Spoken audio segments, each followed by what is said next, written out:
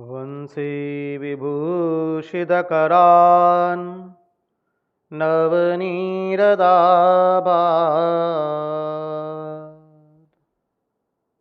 पीताम्बरात् अरुणबिम्बफलादरोष्ठात् पूर्णेन्दुसुन्दरमुखात् अरविन्दनेत्रात्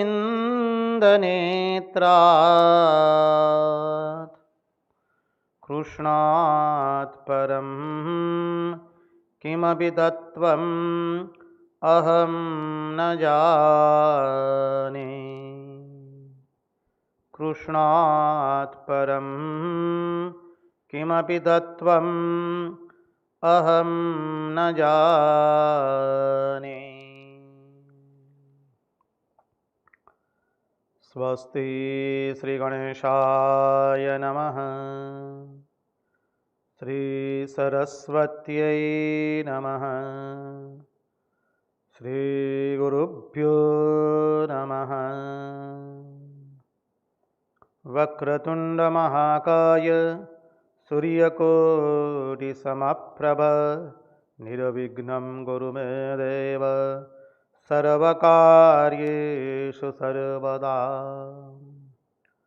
नारायणं नमस्कृत्य नरं चैव नरोत्तमं देवीं सरस्वतीं व्यास ततो जयमुदीरयेत्। नमस्ते शारदे देवी सरस्वती मधीप्रदे वसत्वं मम जिह्वाग्रे सर्वविद्याप्रदा भव। गुरुर्ब्रह्मा गुरुर्विष्णु गुरुर्देवो महेश्वरः गुरुर्साक्षात् परब्रह्म तस्मै श्रीगुरवे नमः। सच्चिदानन्दरूपाय विश्वोत्पत्त्यादिहेतवे तापत्रयविनाशाय श्रीकृष्णाय वयं नुमः।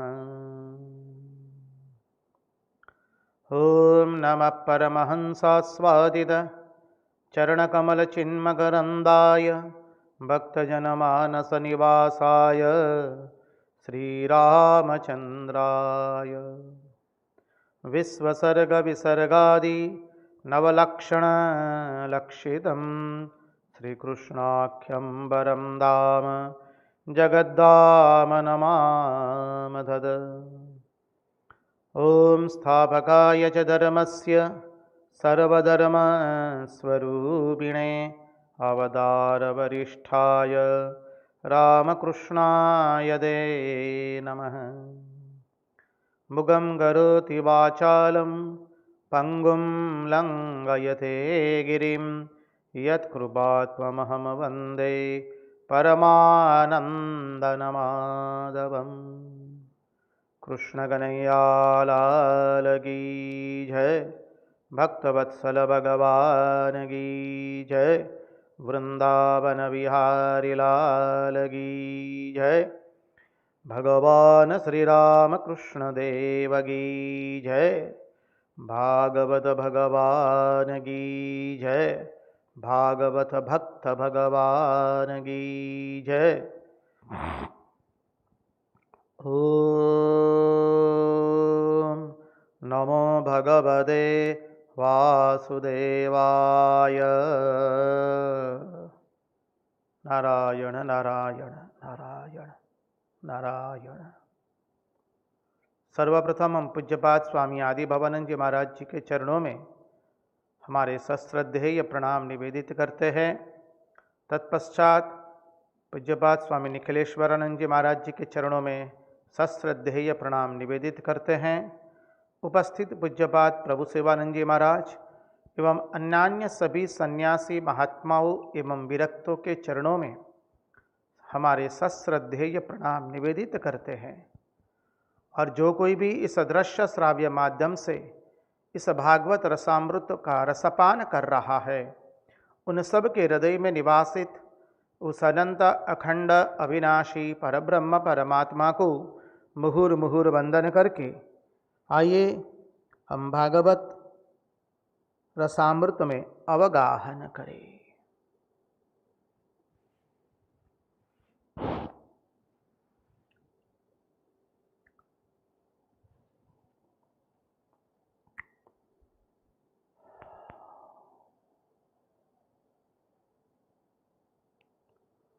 यस्वानुभावमखिलश्रुतिसारमेकम् अध्यात्मदीपमतितीतिर्षतां तमोन्धम् संसारिणां करुणयाः पुराणगुह्यं तं व्याससूनुमुपयामि गुरुं मुनीनाम्। कृष्णाय वासुदेवाय हरये परमात्मने प्रणतक्लेशनाशाय गोविन्दाय नमो नमः। निराकार साकार तू निर्गुण सगुण गुणेश निराधाराधार तू सर्वाधार गणेश। भक्त भावना रूप तू धरे रूप अनेक सर्वरूप तु जना प्रभु आदि अंत तू एक। नारायण नारायण नारायण नारायण।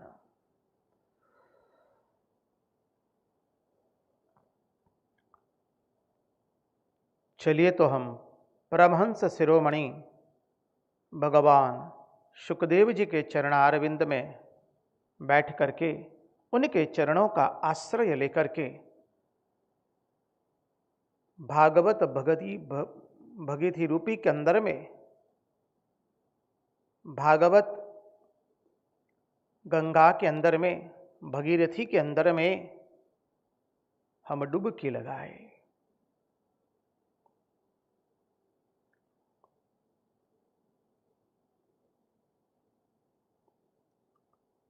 तो कल हमने देखा था वेद स्तुति, हमारी वेद स्तुति पूर्ण हो चुकी है,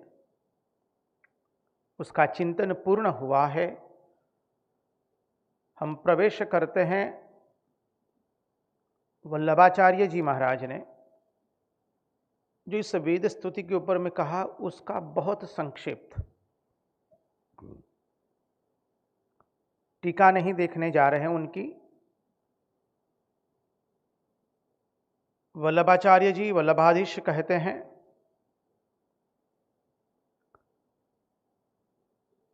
कि ये संपूर्ण वेद जो है वो ब्रह्म परक ही है,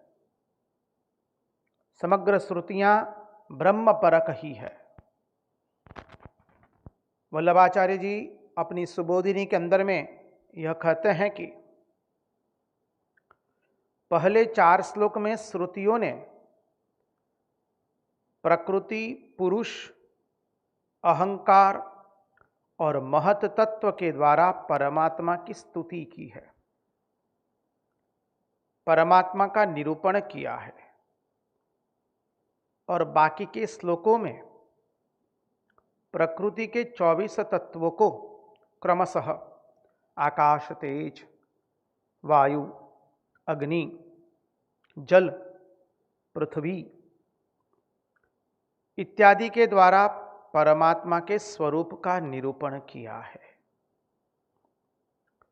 और सबका अभिप्राय एक ही है, सभी तत्वों का वर्णन करके सबका अभिप्राय परमात्मा में ही अपने आप को निरवसन कर देना है।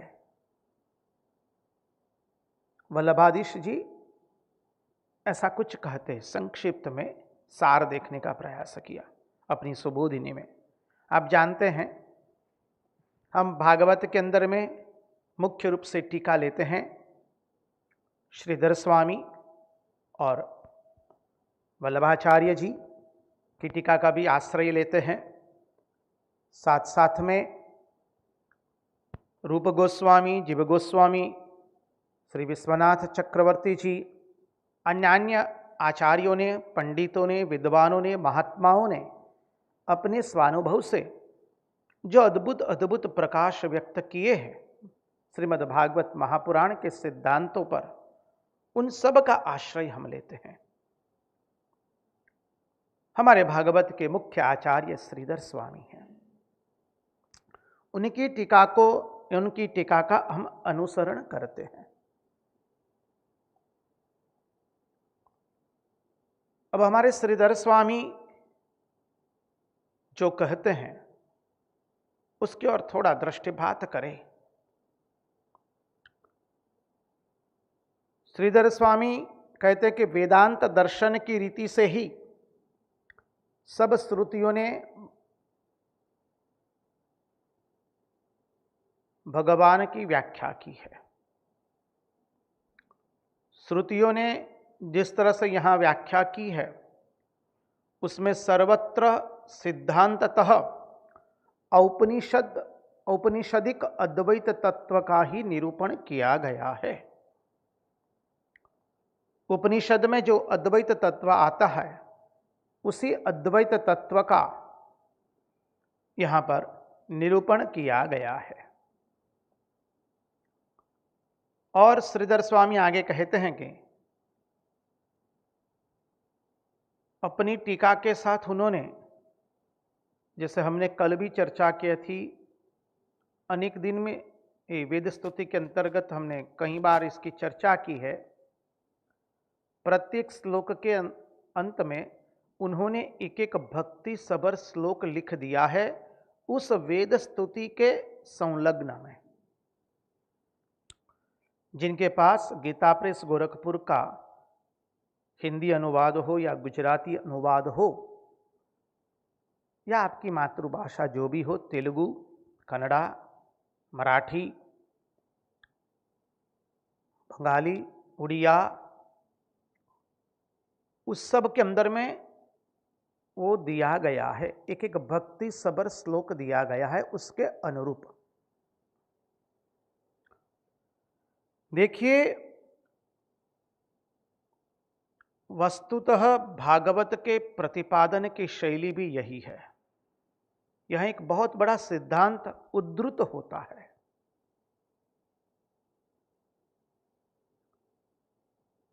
हम तो हमारे भागवत के अध्ययन के लिए जिनके वांगमय चरणारविंद में बैठ करके भागवत का रसपान करने का सौभाग्य प्राप्त हो रहा है, ऐसे पूज्यपाद डोंगरे जी महाराज,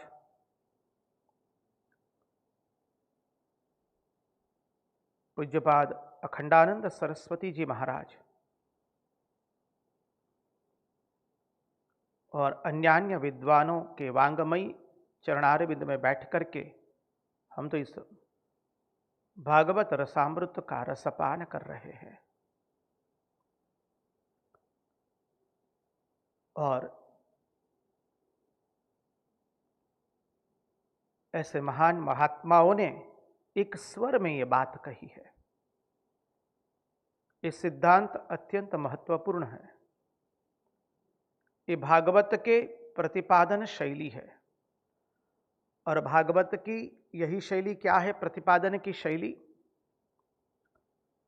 कि सिद्धांत में अद्वैत होगा और साधन में भक्ति होगी। सिद्धांत में अद्वैत और साधन में भक्ति।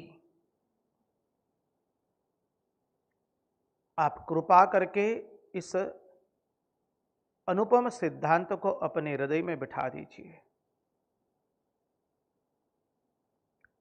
सिद्धांत में अद्वैत और साधन में भक्ति। श्री रामकृष्ण देव जो कहते हैं कलियुग में नारदीय भक्ति, वो यहीं से इसी तरह से प्रतिपादित होती है। सिद्धांत में अद्वैत और साधन में भक्ति। श्री रामकृष्ण देव की जो अद्भुत उक्ति है, अद्वैत ज्ञान आंचल में बांध करके जो कुछ करना चाहो करो। भगवान की अमृतमयी वाणी के अनेकों गुणार्थ होते हैं, उसका एक गुणार्थ यह भी है, सिद्धांत में अद्वैत है, साधन में भक्ति है। जो शिव ज्ञाने जीव सेवा की, जीव सेवा का अद्भुत उपदेश दिया, उसका भी यही है, सिद्धांत में अद्वैत है, साधन में भक्ति है।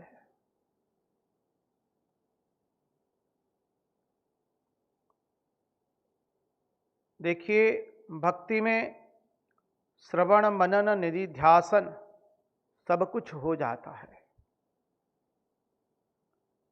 इसलिए वही अवतार वरिष्ठ भगवान श्री रामकृष्ण जब मां काली मंदिर में जाते हैं, मां के चरणों में प्रार्थना करके मां को निवेदित करते हैं अपनी श्रद्धा सुमन, और मां से प्रार्थना करते हैं। क्या कहते हैं? मां से कहते हैं, मां लो तुम्हारा ज्ञान और अज्ञान, मुझे शुद्ध भक्ति दो। मां लो तुम्हारा पवित्र और अपवित्र, मुझे शुद्ध भक्ति दो। मां लो तुम्हारा ये पाप और पुण्य, मुझे शुद्ध भक्ति दो। वही शुद्ध भक्ति, और उसी भक्ति की परिभाषा स्वामी विवेकानंद ने अपने वैज्ञानिक शब्दों में अद्भुत रूप से कहा है। क्या कहते हैं स्वामी विवेकानंद? जो संबंध हमारा भगवान से है, वह संबंध आत्मीय स्वजनों से बन जाए, सभी लोगों से बन जाए, और सभी लोगों के साथ जो संबंध है वो भगवान के साथ संबंध हो जाए। अर्थात संबंध में कोई हमारा पिताजी लगते हैं, कोई हमारे पिताजी लगते हैं, बाबूजी लगते हैं, कोई हमारी माँ लगती है, कोई हमारा मित्र लगता है, कोई स्नेही लगते हैं, प्रियजन लगते हैं। वही सब भाव हमारे भगवान के प्रति हो जाए। इसलिए हम लोग गाते हैं ना, त्वमेव माता च पिता त्वमेव, त्वमेव बन्धुश्च सखा त्वमेव, त्वमेव विद्या द्रविणं त्वमेव, त्वमेव सर्वं मम देव देव। ये संबंध हो गया भगवान से।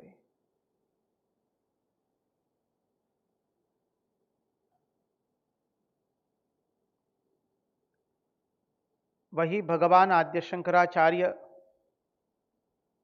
भगवत्पाद जब मां की स्तुति करते हैं तो भगवत्पाद क्या अद्भुत कहते हैं, न तातो न माता न बंधुर्न दाता, न पुत्रो न पुत्री न भृत्यो न भरता, न जाया न विद्या द्रविणं त्वमेव, त्वमेव सर्वं मम। मनी वहां पर कहते भगवान आद्य शंकराचार्य कि मेरे न तातो न माता न बंधुर न दाता, न पुत्रो न पुत्री न भृत्यो न भरता।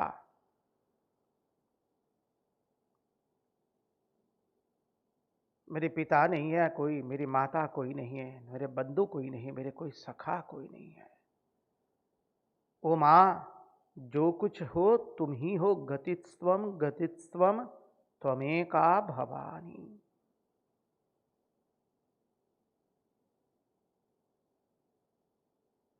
भवान्याष्टक के अंदर में शंकराचार्य भगवान जो प्रदर्शित करते हैं, माँ के चरणों में एक अद्भुत भक्ति है। सिद्धांत अद्वैत है, साधन भक्ति है।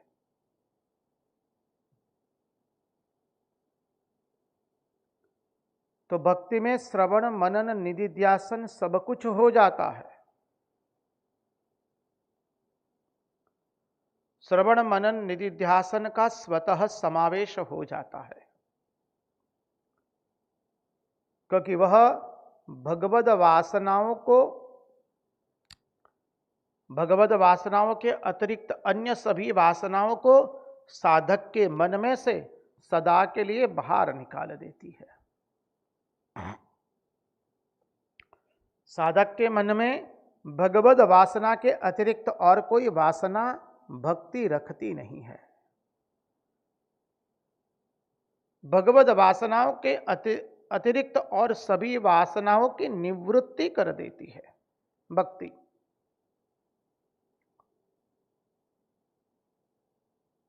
इसलिए तो भागवत के अंदर में भक्ति जो है उसका निरूपण ज्ञान एवं वैराग्य के साथ हुआ है। वही भक्ति जब आनंद घाट पर कथा का आयोजन हो रहा है, याद कीजिए आप लोग, सभी लोग वहां पर उपस्थित है, संतों, महात्माओं, ऋषि मुनियों, सन्यासियों, विद्वान, पंडित, भक्त लोग। और वहां पर जब कथा की शुरुआत होने वाली है, शुभ शुरुआत होने वाली है, भक्ति महारानी दो पुत्रों के साथ आकर के नृत्य करती है। भक्ति सुदौ तौ तरुणं गृहीत्वा प्रेमैकरूपा सहसा विरासीत् श्री कृष्ण गोविंद हरे मुरारी नाथेति नामानि मुहुर्वदन्ति। यह है भक्ति महारानी। इसलिए कहा भगवद विषयक श्रवण मनन एवं स्मरण में प्रवृत्ति करके भजनीय स्वरूप को भक्त प्राप्त करता है। भगवद विषयक श्रवण मनन निधिध्यासन स्मरण करके भक्त जो है वो भजनीय स्वरूप को प्राप्त करता है। हम लोग भागवत की कथा का श्रवण कर रहे हैं विगत 127 दिन से। देखिए, ये भगवान की अनुपम कृपा है कि भगवान हम सब के पास से श्रीमद् भागवत महापुराण का एक अद्भुत श्रवण, चिंतन और मनन करवा रहे हैं। भागवत की कथा सुनना वो मनुष्य के पुण्य बल के कारण नहीं होता है, वो तो भगवान की जब तक अहेतु कृपा नहीं होती है, भगवान के अनुग्रह से ही श्रीमद् भागवत कथा का श्रवण होता है, अन्यथा नहीं होता है।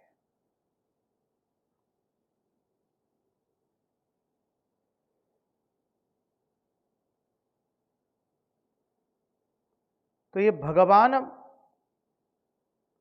की अनुपम कृपा है, भगवान का अनुग्रह है कि भगवान हमारे सब के पास से भागवत का श्रवण करवा रहे हैं, चिंतन करवा रहे हैं, मनन करवा रहे हैं। ये 2 घंटे की कथा बस 24 घंटा हो जाए, वही हम लोगों का लक्ष्य है। और साधक यदि आतुरता के साथ करता है तो उसे वह प्राप्त होता है।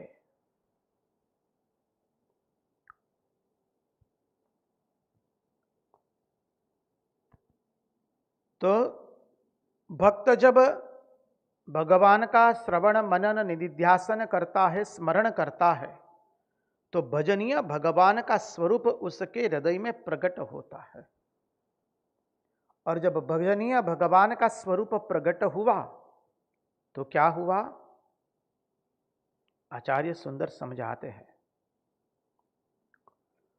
त्वम पदार्थ और तत्पदार्थ दोनों का शोधन हो गया। त्वम पदार्थ एवं तत्पदार्थ।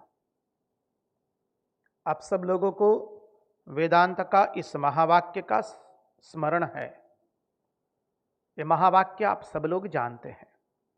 तत्वमसि, तत् जोड़ त्वम जोड़ असि, तत्वमसि। तत्वमसि ओ श्वेत केतो तत्वमसि।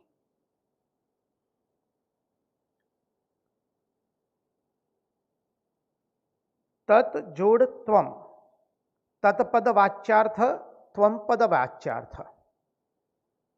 इस महावाक्य का अनुवाद भी आप जानते हैं, दाउ आर्ट दैट। तत्वम असि, जो तुम हो वही मैं हूं, जो मैं हूं वही तुम हो। सरल अर्थ से करें तो तत्पद वाच्यार्थ, त्वम पद वाच्यार्थ। तत्पद वाच्यार्थ अर्थात ब्रह्मपद वाच्यार्थ, अहम पद वाच्यार्थ।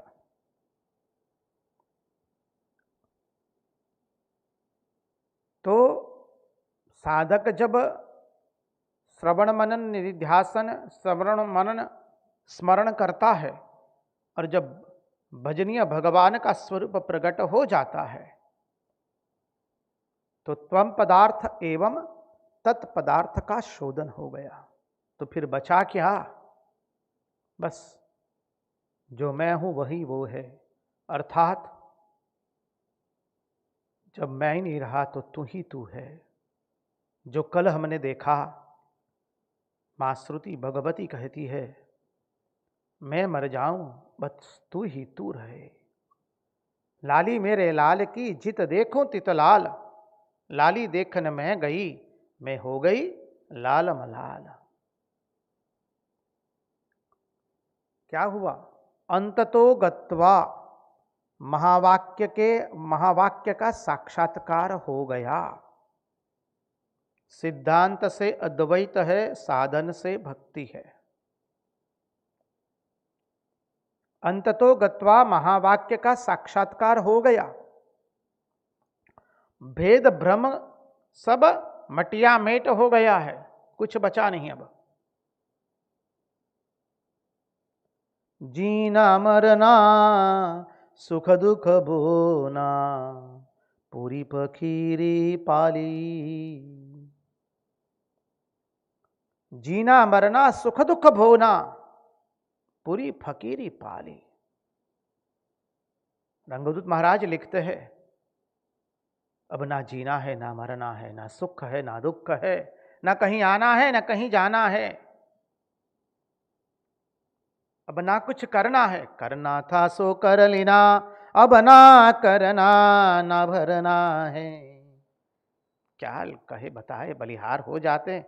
एक एक भजन का चिंतन करते हैं तो करना था सो कर लेना, अब ना करना ना भरना है।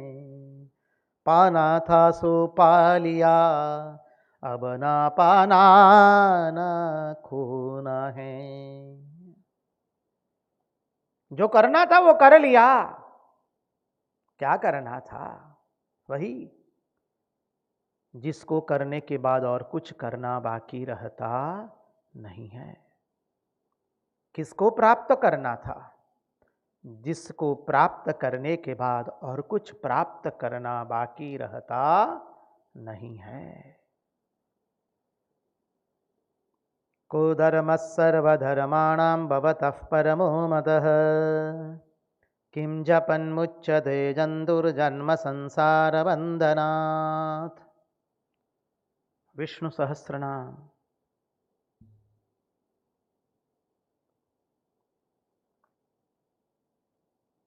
वह हमने कर लिया, महाराज जी कहते हैं, रंगवदूत महाराज। करना था सो कर लेना, अब ना करना ना खोना, ना पाना है। पाना था सो पा लिया, अब ना पाना ना खोना है।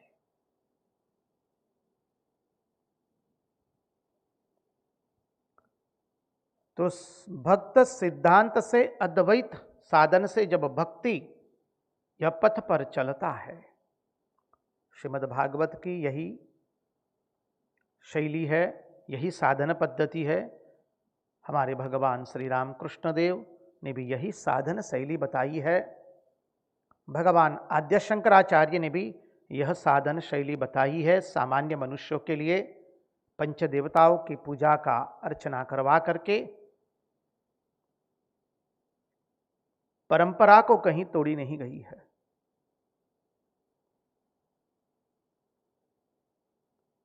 तो जब भक्त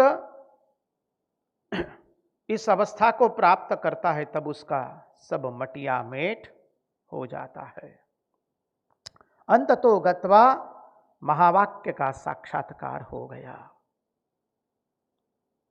अब कुछ बाकी नहीं रहा, अब द्वैत नहीं है, सब अद्वैत हो गया। भेद भ्रम की निवृत्ति हो गई पूर्ण रूप से, समझ लीजिए। और अंत में श्रीधर स्वामी बहुत सुंदर कहते हैं। श्रीधर स्वामी कहते हैं,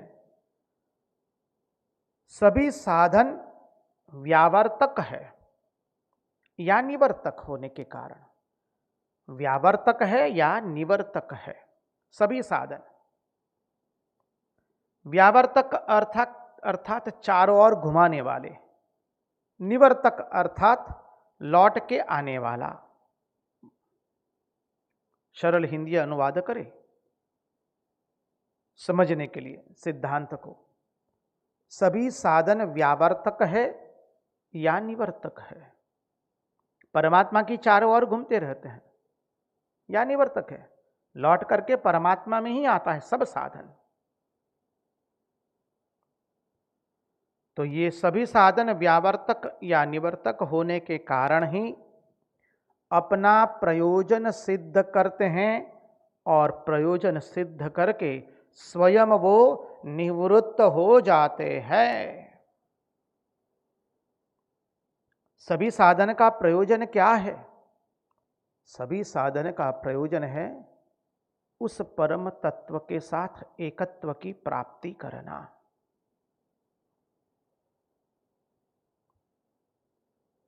यही साधन का प्रयोजन है। देखिए, एकादश स्कंद का यदि भगवान ने चाहा, यदि हम चर्चा कर पाए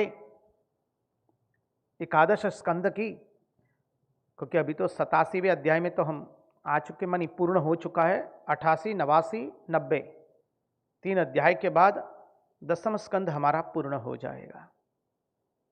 आगे हरि इच्छा रही तो एकादश स्कंद का हम चिंतन करेंगे, तब हम देखेंगे कि कोई भी ग्रंथ जो होता है उसका प्रयोजन क्या होता है। आप सब लोग रामकृष्ण विवेकानंद वेदांत भावधारा से जुड़े हुए होंगे। जो न भी जुड़े हुए हैं उन्होंने शास्त्रों का या महात्माओं के चरणों में बैठ करके कहीं ना कहीं सुना ही होगा, अनुबंध चतुष्टय होता है। अनुबंध चतुष्टय के अंदर में वेदांत सार में भी ये बात आती है। उस अनुबंध चतुष्टय, कोई भी ग्रंथ पढ़ने से पहले यह अनुबंध चतुष्टय होता है। उसमें अधिकारी, विषय, प्रयोजन एवं संबंध, ये 4 दृष्टि होती है।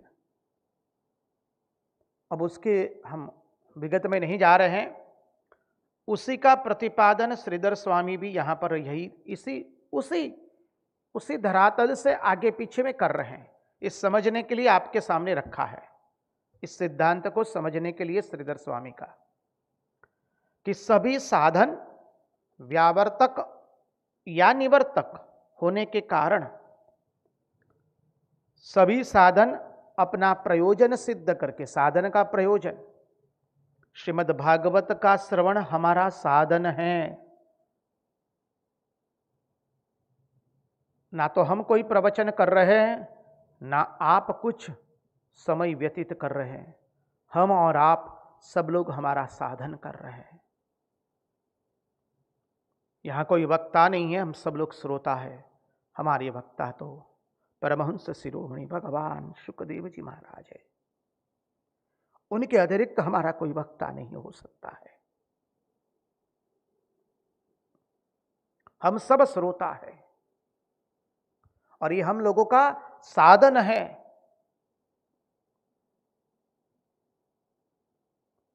तो सभी साधनों का व्यावर्तक होते या निवर्तक होते हैं,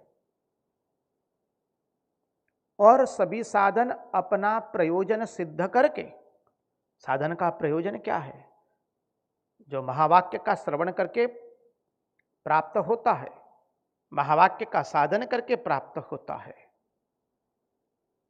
एकत्व। तो क्या आप आगे कुछ वर्णन नहीं कर सकते हैं? तो अभी सभी साधनों का प्रयोजन, सभी साधन अपना प्रयोजन सिद्ध करके स्वयं निवृत्त हो जाते हैं।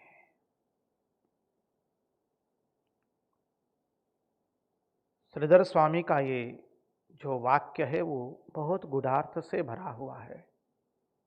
आप सब लोग स्वयं अपनी अपनी दृष्टि से उस पर चिंतन कीजिएगा।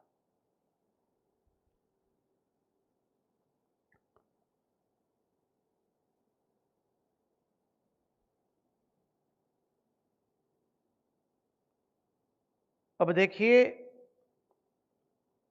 वेद स्तुति पूर्ण हुई और भगवान कहते हैं नारद जी को, देखिए ये संवाद में आप लोगों को स्मरण रहा होगा, परीक्षित राजा ने शुकदेव जी भगवान से प्रश्न किया है। उसके अंतर्गत शुकदेव जी महाराज परीक्षित राजा को एक प्रसंग सुनाते हैं। प्रसंग के अंतर्गत नारद जी ने भी यही प्रश्न नारायण से किया था, और तब भगवान नारायण ने कहा बद्रिकाश्रम में कि एक बार सत्संग का आयोजन हुआ था, उसमें नारद जी अनुपस्थित थे और वहां पर यही चिंतन हुआ है। इसलिए उस चिंतन की धारा को पकड़िए। अब भगवान कहते हैं नारद जी को कि सनकादिकों ने यही उपदेश का उद्धार किया। सनकादिकों ने अपने एक भाई को वक्ता बना करके सब लोग श्रोता बने। यही परंपरा है सनकादिकों की। ज्ञान को जब विस्तार करना है, ज्ञान को जब बांटना है, ज्ञान को जन जन में जब प्रसारित करना है, तो हमारे सनकादिक में से कोई एक वक्ता बनता है, बाकी तीन श्रोता बन जाते हैं।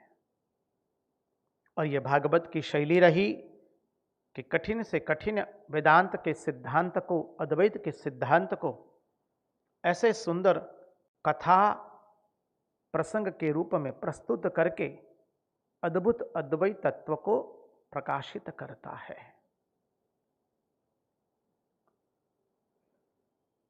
तो भगवान कहते हैं नारद जी, सनकादिकों ने इसी उपदेश का उद्धरण किया।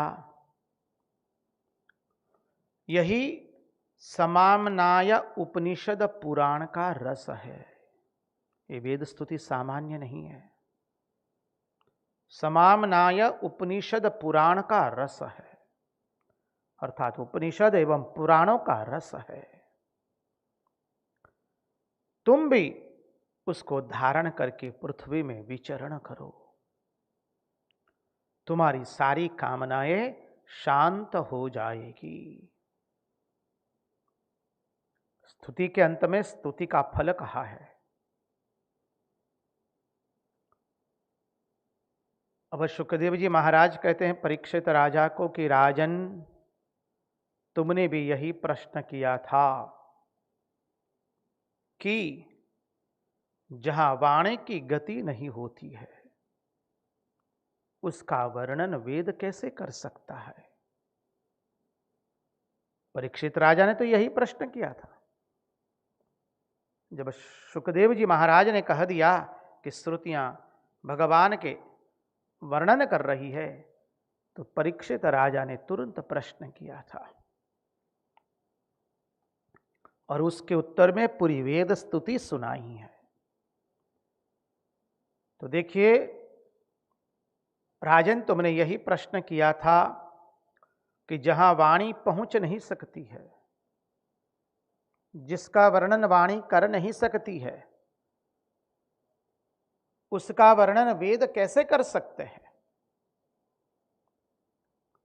तो तैत्तरीयोपनिषद के अंदर में बहुत सुंदर आता है,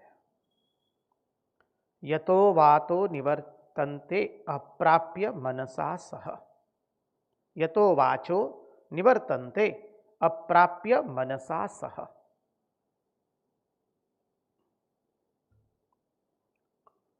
उसके वर्णन की रीति ही यही है। क्या है?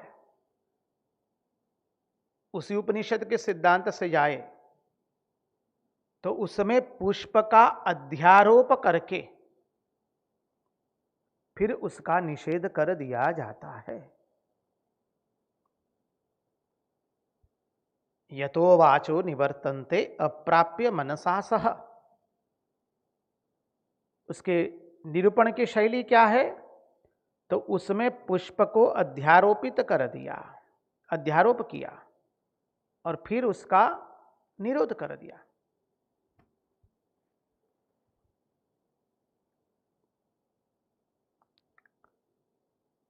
निरोध अर्थात अपवाद।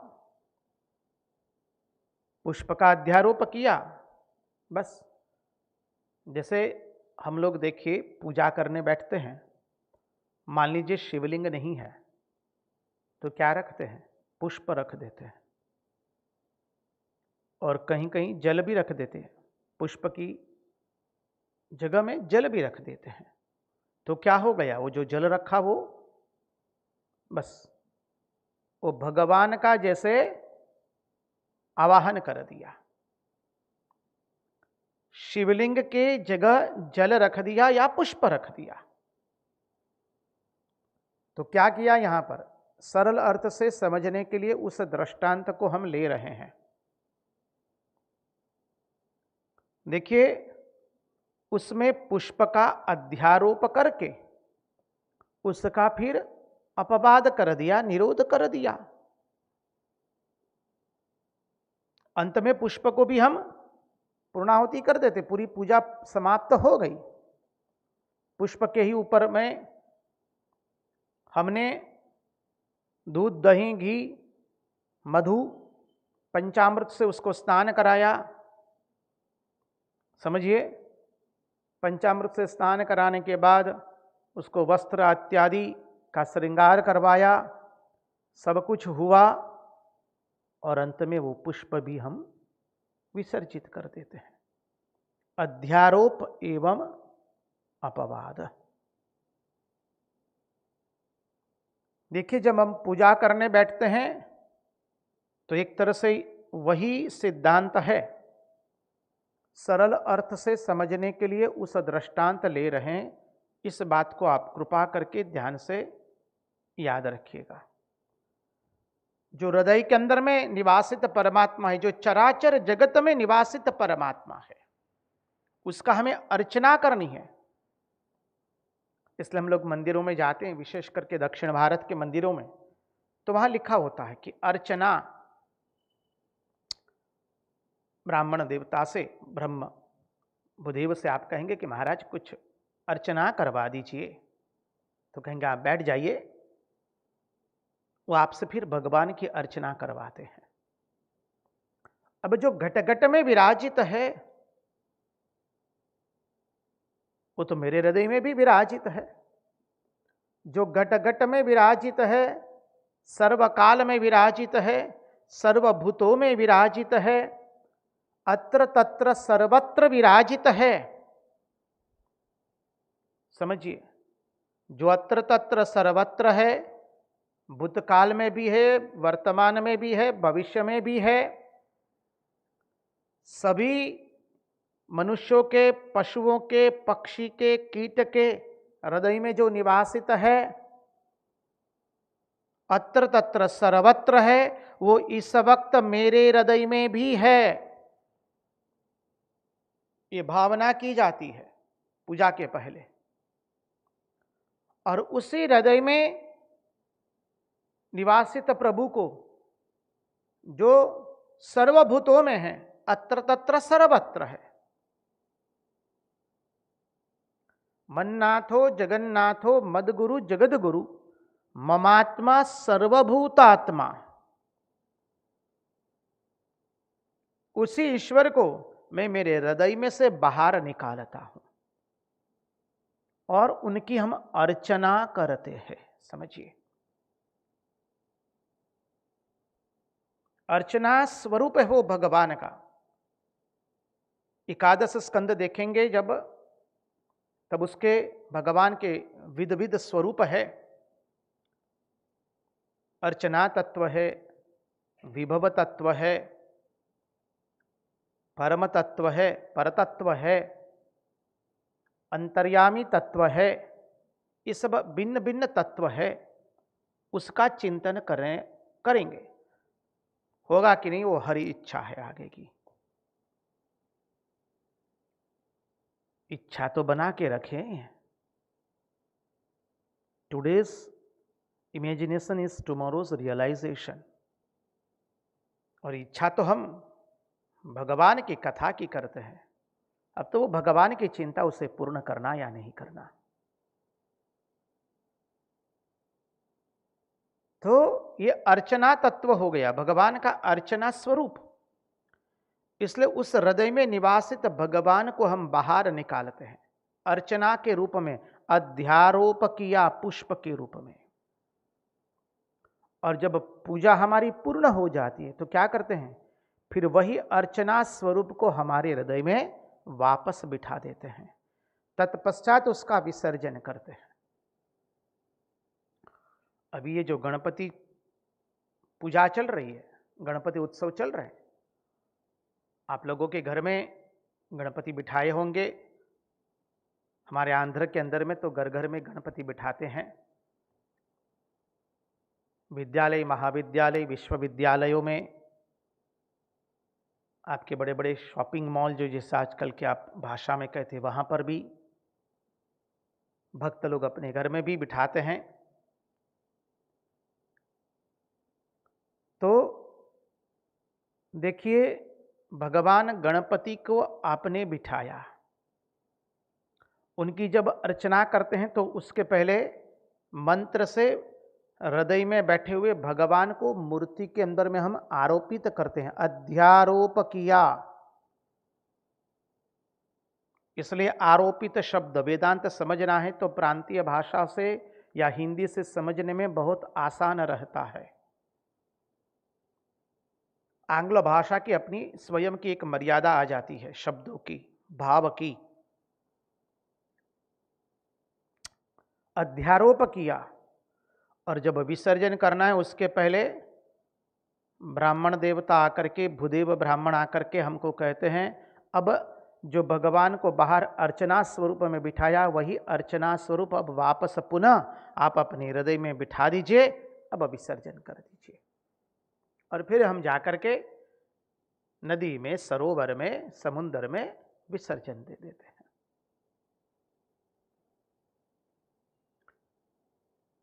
तो क्या हुआ, अध्यारोप एवं अपवाद। तो यतो वाचो निवर्तन्ते अप्राप्य मनसा सह, उसके वर्णन की रीति यही है। उसी दृष्टि से यहां पर श्रुतियां वर्णन कर रही है। उसमें पुष्प का अध्यारोप करके फिर उसका निरोध कर दिया, अपवाद कर दिया।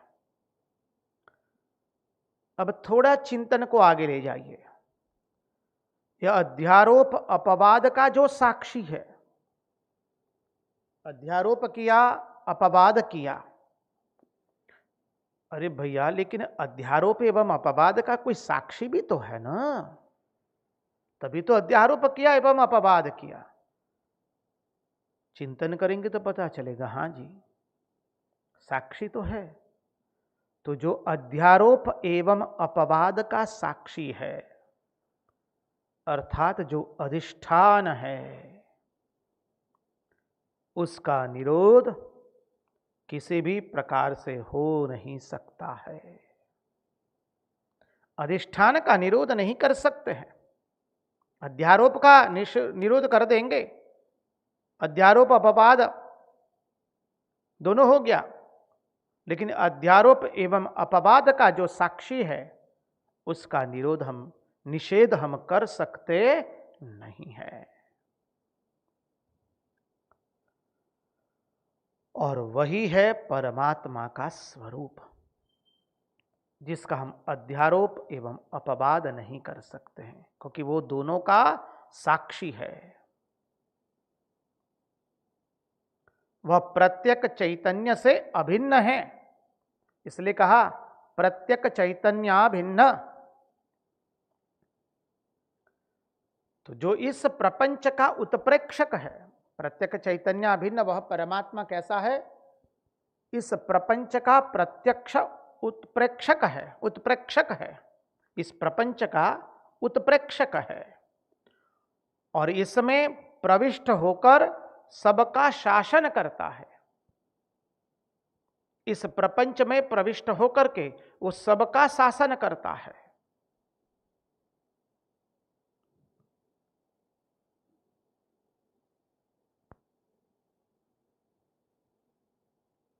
इसलिए कहा कि वो प्रत्येक चैतन्य भिन्न जो है, जिससे एक हो जाने के बाद जीव मुक्त हो जाता है। आत्यंतिक प्रलय, फिर पुनरपि जननम पुनरपि मरणम पुनरपि जननम जठरे शयनम, पुनः पुनः जन्म मरण के चक्कर में हमें घूमते रहना नहीं पड़ता है। जिससे एक हो जाने के बाद जीव मुक्त हो जाता है, और जिसकी केवलता में, एकता में, एकमेवाद्वितीयम सदैव सौम्य इदमग्र आसित एकमेवाद्वितीयम, जिसकी केवलता में कारणापन भी निरस्त है। शब्द को समझिए, वेदांत के शब्द है। जिसकी केवलता में कारणापन भी निरस्त है, उसी परमात्मा का ध्यान करना चाहिए। हम उसी परमात्मा का ध्यान करते हैं। इसलिए रामकृष्ण देव के ध्यान सूत्र में ही लिखा है, जो हमने चिंतन किया था, सदसद खिल भेदातीतमेक स्वरूपम प्रकृति विकृति शून्यम नित्यम आनंद मूर्तिम विमल परमहंसम रामकृष्णम भजाम्यहम हृदय कमल मध्ये राजितम निरविकल्पम। उसकी संगति इसके साथ बिठा दीजिए। तो यहां पर हमारा 87वां अध्याय वेद स्तुति का, जो समस्त उपनिषदों का सार है, एक तरह से समस्त वेदांत का सार है, अद्वैत तत्व का प्रतिपादन करता है। ऐसे अद्भुत स्तुति और ऐसे अद्भुत अध्याय की हम यहाँ पर समाप्ति करते हैं, 87वें अध्याय की।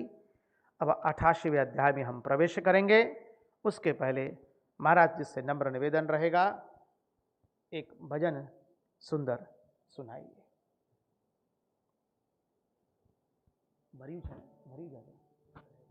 बहुत सरस। ये भजन रंगदूत महाराज के विरचित है। कहे दीवाना मुझको दुनिया, कहे दीवाना मुझको, मनी दीवाना अर्थात पागल, दुनिया मुझे पागल कहती है। महाराज जी लिखते हैं, मैं दीवाना तू दीवाना सारा जग सब दीवाना, को दीवाना ना ही जग में मैं दीवाना सो। बीच बीच में आवश्यकता होने पर हम कुछ एक्सप्लेन करेंगे, उसका अर्थ निरूपण करेंगे। महाराज से नम्र निवेदन।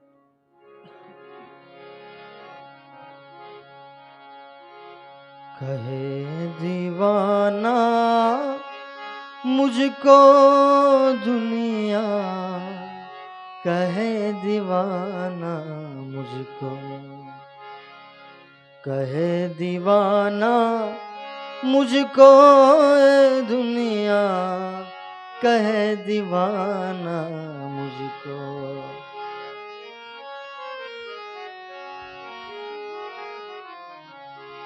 मैं दीवाना तू दीवाना सब जग दीवाना। मैं दीवाना तू दीवाना सब जग दीवाना।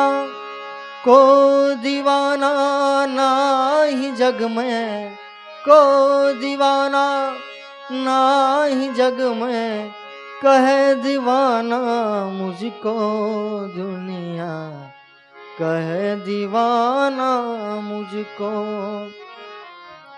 कहे दीवाना मुझको दुनिया कहे दीवाना मुझको।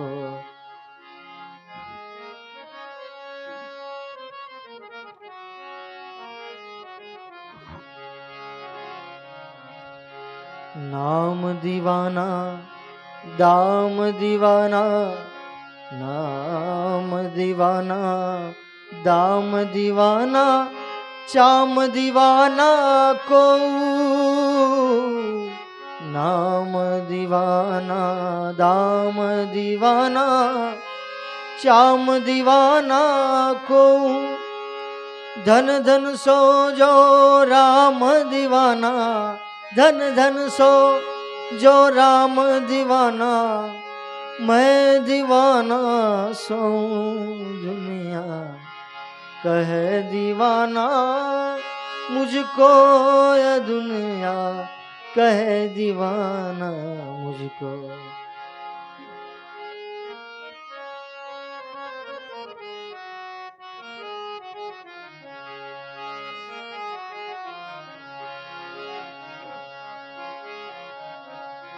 खल्क दीवाना खल्क न पायो, जुग जुग भटकायो। खल्क दीवाना खल्क न पायो, जुग जुग भटकायो। राम दीवाना राम समायो, राम दीवाना राम समायो। राम रंग रे लायो दुनिया कहे दीवाना मुझको। दुनिया कहे दीवाना मुझको। यहाँ महाराज जी कहते हैं खल्क दीवाना खल्क न पायो, जुग जुग भटकायो। अर्थात जो संसार के अंदर में सुख चाहते हैं उनकी दुर्दशा का निरूपण किया है। उनको भोग मिले नहीं, और भोग मिले तो उसके कारण उनको लोभ बढ़ गया, और परिणाम स्वरूप वो जुग जुग भटकते रहते हैं। जो संसार के पीछे पागल होता है उसको भटकना पड़ता है, और जो श्री राम के पीछे पागल होता है वो तो राम में समा जाता है। राम दीवाना राम समायो, राम रंग रुलायो।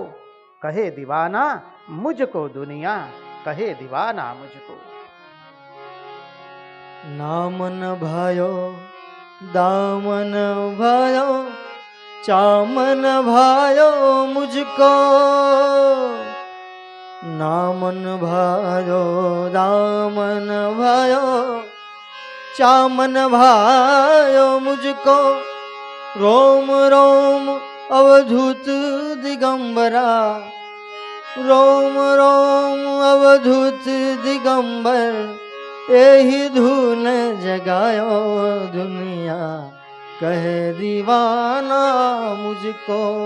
दुनिया कहे दीवाना मुझको। दुनिया कहे दीवाना मुझको।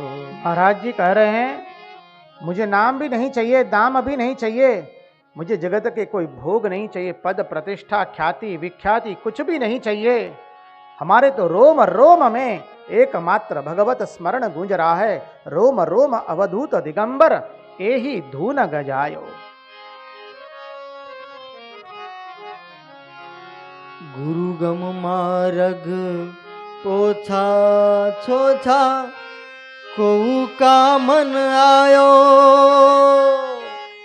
गुरु गम मार्ग पोछा छोछा कोऊ का मन आयो रंग कृपा मुर्शिद दीवाना रंग कृपा मुर्शिद दीवाना स्वाद अनुपम पायो दुनिया कहे दीवाना मुझको दुनिया कहे दीवाना मुझको दुनिया कहे दीवाना मुझको कहे दीवाना मुझको दुनिया कहे दीवाना मुझको। अंत में पूज्य महाराज श्री कहते हैं, गुरुगम मार्ग पोथा थोथा को काम न आयो। उस अवस्था पर पहुंच जाने के बाद सबका निर्वसन कर देना पड़ता है। अब कुछ नहीं रहेगा, क्योंकि अब वहां मैं ही नहीं रहा, तब रहा क्या।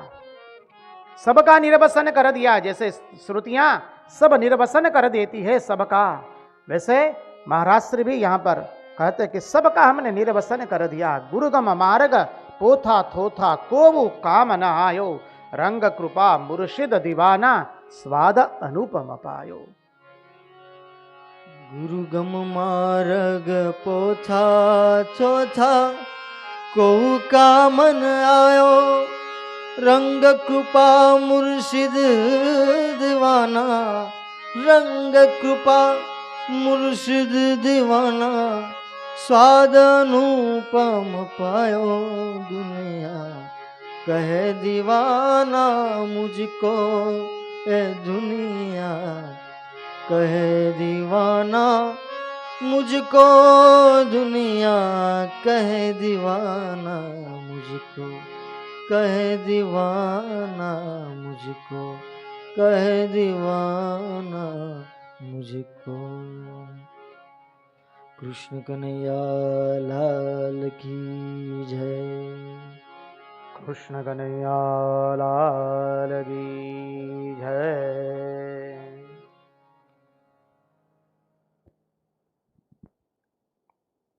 यहाँ एक भजन के जब भजन गा रहे थे तब वो जो पंक्ति आती है, नाम न भायो दाम न भायो चाम न भायो मुझको रोम रोम अवधूत दिगंबर एही धुन गजायो। तो हमें पूज्य महाराज जी के जीवन से एक घटना याद आ गई। पूज्य रंगवदूत महाराज श्री पूज्य श्री नर्मदा परिक्रमा कर रहे थे। उन्होंने आजीवन कभी पैसे को स्पर्श तक नहीं किया है। 22 वर्ष की उम्र में उन्होंने व्रत ले लिया था कि आजीवन में लक्ष्मी का स्पर्श नहीं करूंगा। और वो नर्मदा परिक्रमा कर रहे थे। अवधूती वेश था उनका अपना। भरूच में आए थे तो पता चला कि द्वारका के उस वक्त के शंकराचार्य जी आए हैं। उनकी भरूच में वो पधरामणी हुई है। तो शंकराचार्य तो हमारे गुरु के रूप में होते, महाराज जी उनके दर्शन करने के लिए गए। महाराज जी दर्शन किए, उनको वंदन करते हैं। शंकराचार्य जी खड़े हो जाते हैं। उनके साथ बातचीत करके शंकराचार्य जी उनको विनती कर रहे हैं। उनको कह रहे हैं, कृपा करके आप शंकराचार्य बन जाइए, क्योंकि यदि आपके जैसे विद्वान और वैराग्य वाली व्यक्ति शंकराचार्य पद पर बैठेगी तो वो पद शोभेगा। मैं अभी इस द्वारका की पीठ पर नियुक्त हूं, इसलिए मैं आपको इस वक्त नहीं बिठा सकता हूं, लेकिन मैं विल कर देता हूं अभी इसी वक्त कि आप मेरे बाद द्वारका के शंकराचार्य आप बनेंगे और सोमनाथ की गद्दी अभी आपको मैं दे देता हूं आपको। महाराज उनको दंडवत प्रणाम करके निकल गए, क्षमा मांग करके। तत्पश्चात अपने मित्र को लिखते हैं पत्र के अंदर में, अवधूत के लिए तो जगत का कोई भी पद एक तिलके से अधिक उसकी कोई कीमत नहीं है। अवधूत को इस जगत का कोई भी बंधन बांध सकता नहीं है। नाम न भायो दाम न भायो चाम न भायो मुझको, रोम रोम अवधूत दिगंबर एही धून गजायो। कहे दीवाना मुझको दुनिया, कहे दीवाना मुझको। दुनिया मुझे पागल कहती है, लेकिन इस जगत में सभी लोग पागल है। कोई नाम के पीछे पागल है, कोई पैसे संपत्ति के लिए पद के पीछे कोई पागल है। हम पागल है भगवान के पीछे। और इसका उत्कृष्ट उदाहरण हमें भगवान श्री रामकृष्ण देव ने अपने जीवन से दिखाया।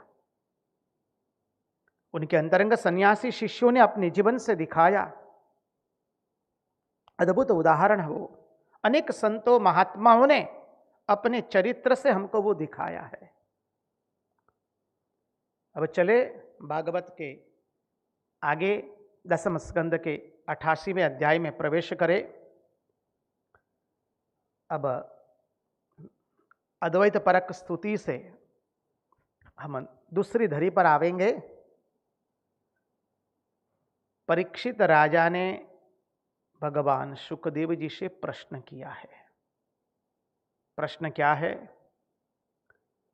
जो प्रश्न सबका है। हमने कई लोगों के मुंह से ये प्रश्न सुना है। परीक्षित राजा ने हम सब लोगों की ओर से शुकदेव जी महाराज को ये प्रश्न कर दिया और शुकदेव जी महाराज ने अद्भुत उत्तर दिया है। परीक्षित राजा कोई सामान्य व्यक्ति नहीं है, जो सबको पैनी नजर से देखे, अर्थात पवित्र नजर से देखे, अर्थात जो सर्व में उस वासुदेव को दर्शन करे, सर्व में वासुदेव का दर्शन करे, वो है परीक्षित राजा। परीक्षित राजा ने प्रश्न कर दिया शुकदेव जी महाराज से कि महाराज, यह देखने में आता है कि जो लोग शंकर जी की आराधना करते हैं, उपासना करते हैं, वो लोग बड़े धनी होते हैं, और जो विष्णु भगवान की लक्ष्मीपति विष्णु श्रीहरि का भजन करते हैं, वो उनको धन प्राप्त होता नहीं है। जो लक्ष्मीपति श्रीहरि की भजना करते हैं, उनको धन प्राप्त नहीं होता है। होना चाहिए तो यह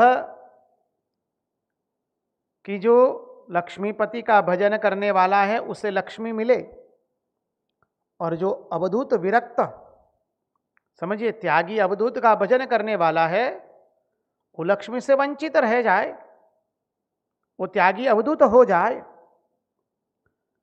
लेकिन देखने में यह आता है कि जो आपकी भजना करता है, मानी श्री हरि की जो भजना करता है, वो लक्ष्मी से वंचित रहता है, और महादेवी की जी की, शंकर जी की जो उपासना करता है, वो धनी हो जाता है। ये हमारे संशय का समाधान कीजिए। परीक्षित राजा ने यह प्रश्न किया है।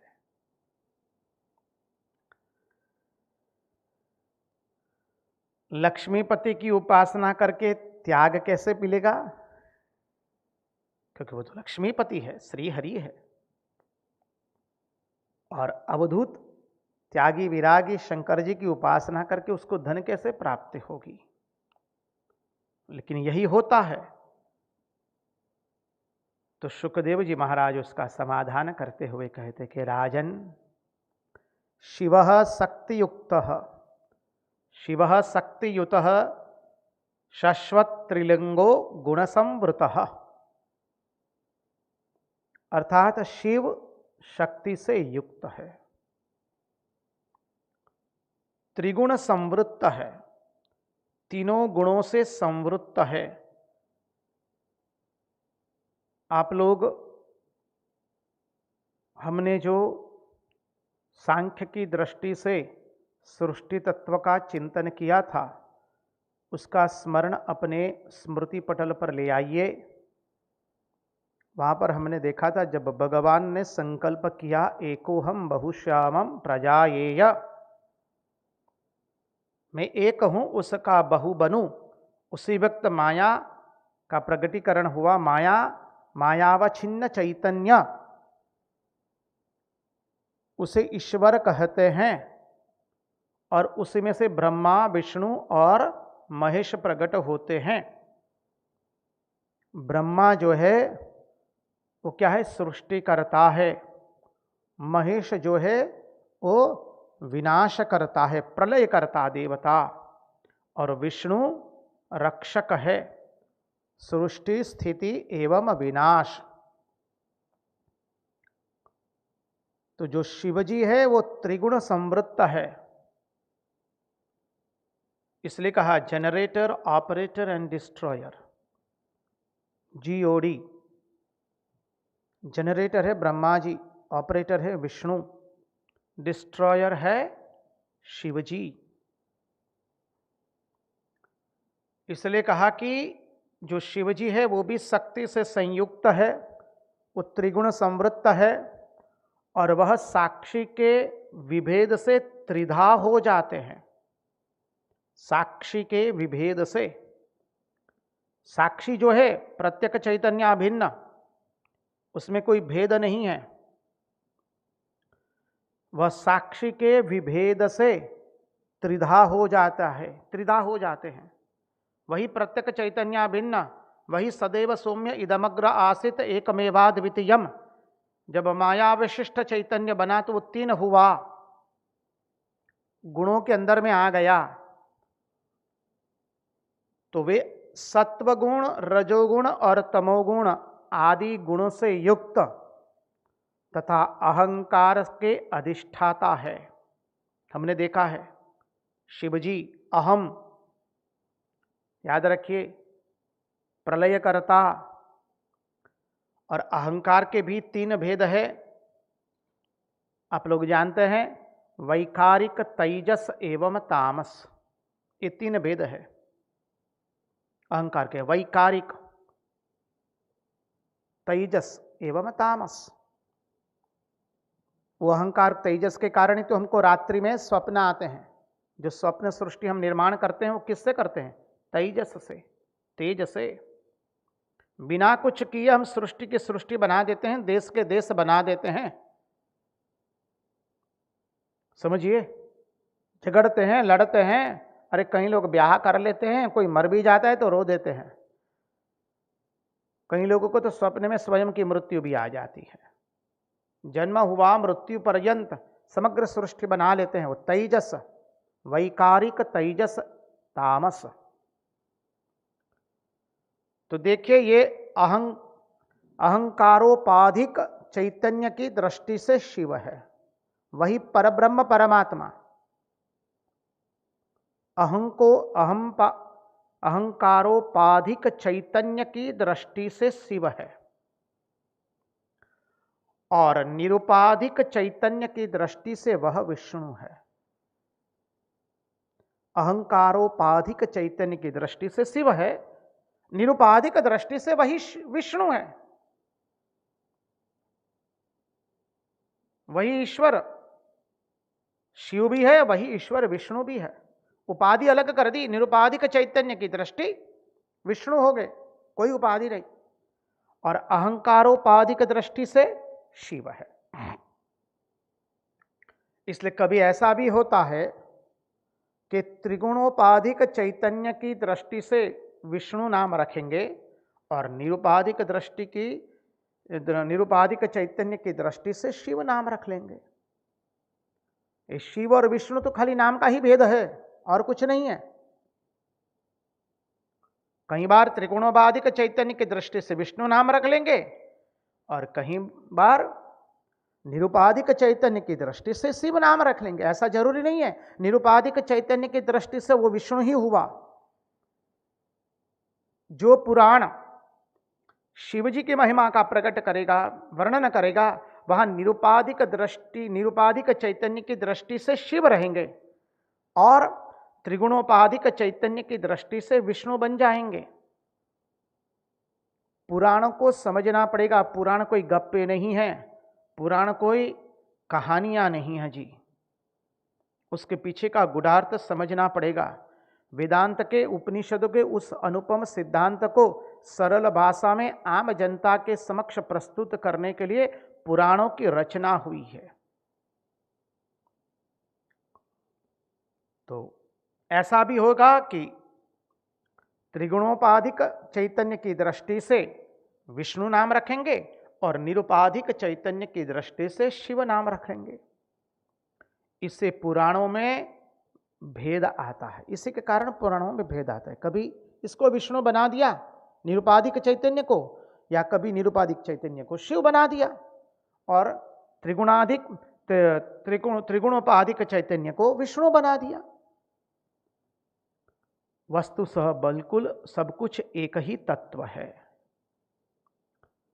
इसलिए कहीं पर यह उपाधि उस नाम से जोड़ दी जाती है विष्णु के नाम से, त्रिगुणोपाधिक चैतन्य की उपाधि विष्णु के नाम से जोड़ दी जाती है, कहीं जगह निरुपाधिक चैतन्य की जो उपाधि है वो विष्णु से जोड़ दी जाती है, वैसे ही शिव जी के साथ में। इसलिए पुराणों में कहीं मतभेद नहीं है, याद रखिए। और इनके सभी पुराणों के अंदर में बिल्कुल एक वाक्यता है। पुराणों को समझने के लिए पुराण संहिता पढ़नी पड़ती है। किताबें पढ़ करके कोई पुराण समझ नहीं सकता है। At last he will turn up into mythological stories only.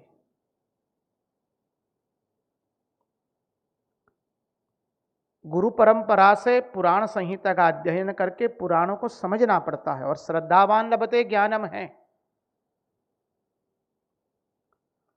तो पुराण जो है कोई उन्मत्त प्रलाप नहीं है, याद रखिए। कोई वाणी का प्रलाप नहीं है, उन्मत्त प्रलाप नहीं है। बड़े बड़े तत्वज्ञानी पुरुषों के द्वारा वह पुराण कहे गए हैं। तो जिस उपाधि वाले रूप का मनुष्य भजन करता है वह वैसा ही हो जाता है। निरुपाधिक चैतन्य की उपाधि वाले ईश्वर का हम भजन करेंगे तो हम स्वयं निरुपाधिक हो जाएंगे, और त्रिगुणात्मक चैतन्य की उपाधि वाले ईश्वर का भजन करेंगे तो फिर तीनों गुणों में आबद्ध होकर के हमें धन संपत्ति ऐश्वर्य प्रतिष्ठा ख्याति विख्याति प्राप्त हो जाएगी। तो अब भगवान विष्णु क्या है? भगवान विष्णु यहां पर है निर्गुण,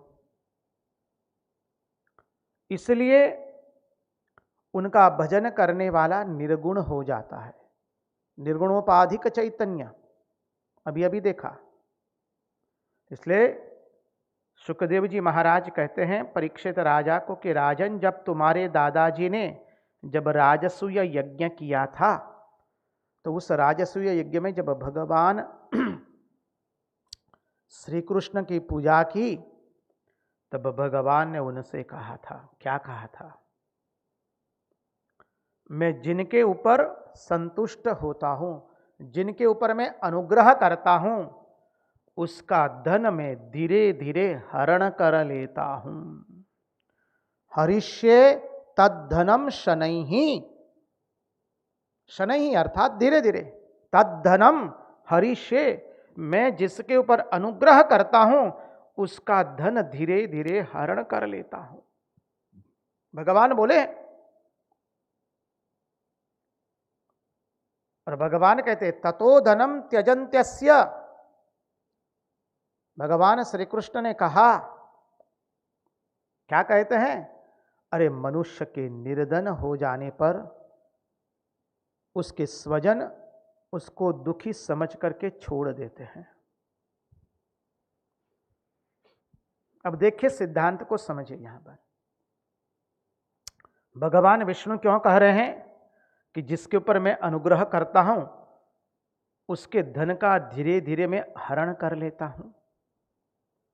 क्योंकि अब भगवान चाहते हैं कि यह मेरा भक्त अब केवल मेरा आश्रय लेके रहे। जगत में जब तक उसको अन्य कोई का आश्रय है, स्वजन का, संपत्ति का, पद का, प्रतिष्ठा का, ख्याति का, विख्याति का, तब तक वो मेरा आश्रित नहीं हो सकता है।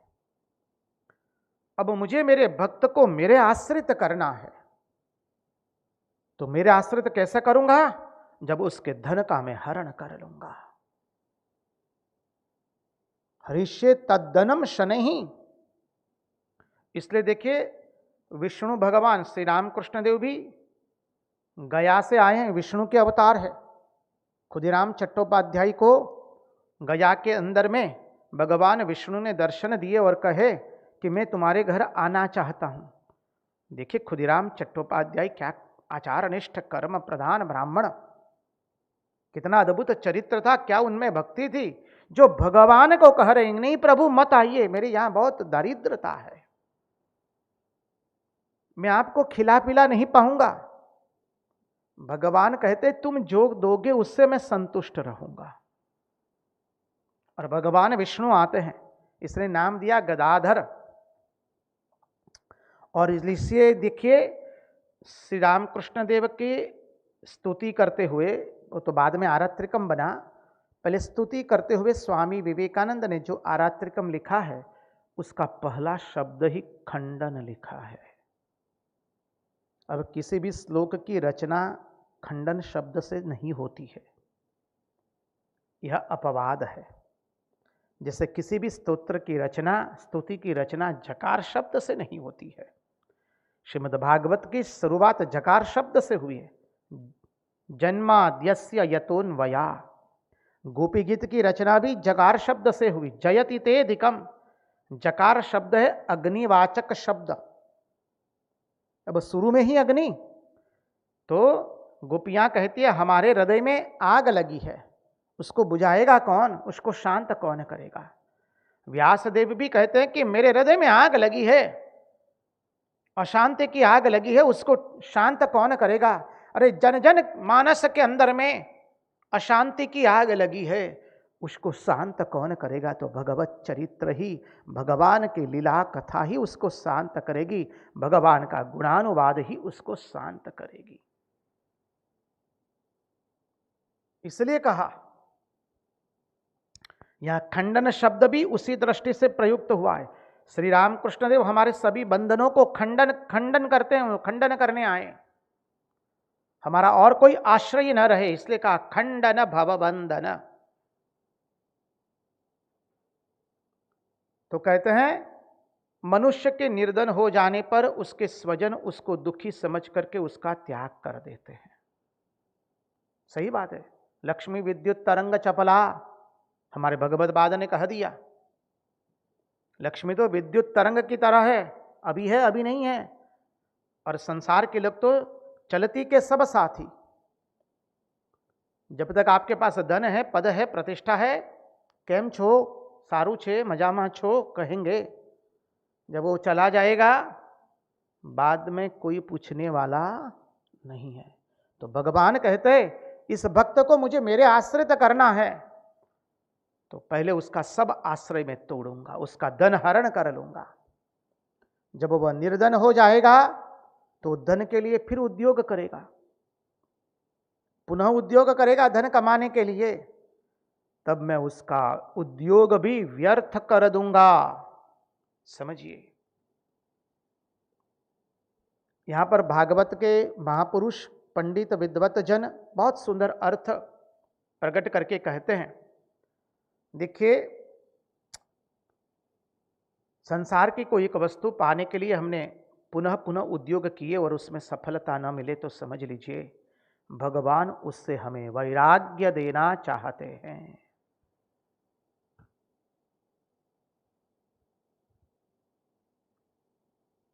भगवान उससे हमें वैराग्य प्रदान करवाना चाहते हैं। इसलिए भगवान स्वयं कहते कि मैं मेरे भक्त का पहले धन हरण कर लेता हूं। आप लोग चिंता मत कीजिए, हाँ, किसी का धन भगवान तो वह धन देने वाले हैं हरण करके जो धन कभी चले जाने वाला नहीं है। भक्ति रूपी धन देंगे, ज्ञान रूपी धन देंगे। ये जो धन है जो आया है वो जाने के लिए आया है, भगवान उसका हरण कर लेने वाले हैं और हमें उनका आश्रित बना देंगे। और फिर हम उद्योग करेंगे उसको प्राप्त करने के लिए, धन को भगवान वो भी व्यर्थ कर देंगे। अंत में क्या होगा, भक्त सभी ओर से निराश हो जाएगा। अरे इतनी इतनी चेष्टाएं करते हैं फिर भी धन प्राप्ति नहीं हो रही है, एक के बाद एक मुसीबत आती है। कई सत्संगी हमको कहते हैं, भक्तजन कहते हैं, महाराज क्या करें, एक के बाद एक मुसीबत लगी है। ગુજરાતીમાં કહીએ છે ને, 12 સંધાય તઈ 13 टूटे છે। बस यही परिस्थिति है, देखने में भी आता है। कुछ जुटता नहीं है, कुछ इकट्ठा नहीं होता। एक परिस्थिति खत्म नहीं हुई तब तक तो दूसरी 4 विकट परिस्थिति खड़ी होकर उपस्थित हो जाती है। तो अंत में उस सब और से उसको निराशा संपन्न हो जाती है और तब वो शरणागत होता है कि प्रभु अब आपके सिवा और कोई चारा नहीं है। तब कहता है शरणागतहम शरणागतहम शरणागतहम शरण्ये रामकृष्ण शरणम रामकृष्ण शरणम रामकृष्ण शरणम शरण्ये। अंत में वो सब जगह से निराश होकर के भगवान के अर्थात मेरी शरण में आ जाता है। फिर वह मेरी कृपा की प्राप्ति का अनुभव करने लगता है।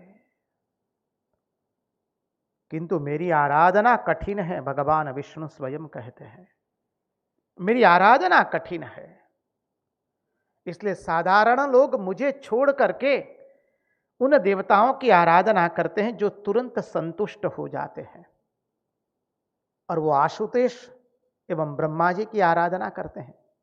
दूसरे देवता आशुतोष की आराधना करने में लग जाते हैं, किंतु बाद में जब उनको आशुतोष से कुछ प्राप्त हो गया तो वो उन्मत्त बन करके उन्हीं को भूल जाते हैं, उन्हीं का तिरस्कार भी कर देते हैं। और देखने में यही आता है, देखा है कि मनुष्य को एक बार भोग प्राप्त हो गया देवता से, भगवान से, फिर वो भगवान को भूल जाता है। और जब तक भोग नहीं प्राप्त होता है न जाने कितने कितनी पूजाएं करता है, कितने कितने रो रो करके भगवान की प्रार्थना करता है। इसलिए श्री रामकृष्ण देव ने कहा ने, अरे संपत्ति के लिए, संतान के लिए लोग घड़ा भर भर करके आंसू बहाते हैं, भगवान के लिए कोई आंसू बहाता नहीं है। मुझे जीवन में भोग न मिले, संपत्ति नहीं मिली, पद नहीं मिली, प्रतिष्ठा नहीं मिली, इसके लिए लोग घड़ा भर भर के आंसू बहाते हैं, भगवान के लिए कोई आंसू बहाता नहीं है। आगे सुंदर तत्वार्थ आता है, भगवान ने उसका निरूपण किया है। उन्हीं की वाणी उन्हीं के चरणों में समर्पित करते हुए, भगवान से प्रार्थना करते हुए, प्रभु हमारे मन की मति, गति और रति आपके चरणारविंद में बनी रहे। कृष्ण कन्हैया लाल की जय, भक्तवत्सल भगवान की जय, वृंदावन बिहारी लाल की जय, सब संतन की जय, सब भक्तन की जय।